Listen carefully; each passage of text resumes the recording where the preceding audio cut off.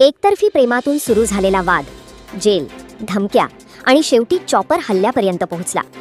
पिंपरी चिंचवडमध्ये घडलेल्या या थरारक घटनेने संपूर्ण परिसर हादरून गेला आहे. पिंपरी चिंचवडमध्ये एकतर्फी प्रेमातून घडलेल्या एका धक्कादायक घटनेने संपूर्ण परिसर हादरून गेला आहे. सुभान अमित शेख नावाच्या तरुणाची निर्घृण हत्या करण्यात आली असून या प्रकरणात पोलिसांनी 2 आरोपींना अटक केली आहे. या हत्येमागचं कारण ऐकल्यानंतर अनेक जण हैराण झाले आहेत, कारण ही घटना थेट एका जुन्या वादाशी जोडलेली असल्याचं समोर आलं आहे. पोलिसांनी दिलेल्या माहितीनुसार सुभान शेखचं शहरातील एका तरुणीवर एकतर्फी प्रेम होतं. मात्र ती तरुणी त्याला सतत नकार देत होती. तिच्या कुटुंबियांनाही हे नातं मान्य नव्हतं. विशेषतः तरुणीच्या आईचा या प्रकाराला तीव्र विरोध होता. पण सुभान हा प्रकार मान्य करण्यास तयार नव्हता.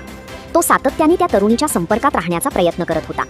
परिस्थिती हळूहळू गंभीर होत गेली आणि 5 महिन्यांपूर्वी संतापाच्या भरात सुभानने त्या तरुणीवर चाकूने हल्ला केला. या हल्ल्यात तरुणी गंभीर जखमी झाली होती. या प्रकरणानंतर परिसरात मोठी खळबळ उडाली होती.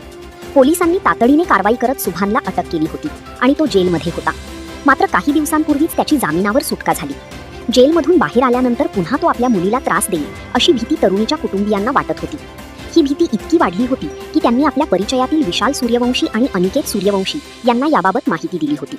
पोलीस तपासात समोर आलेल्या माहितीनुसार सुभानला समज देण्याचाही प्रयत्न झाला होता.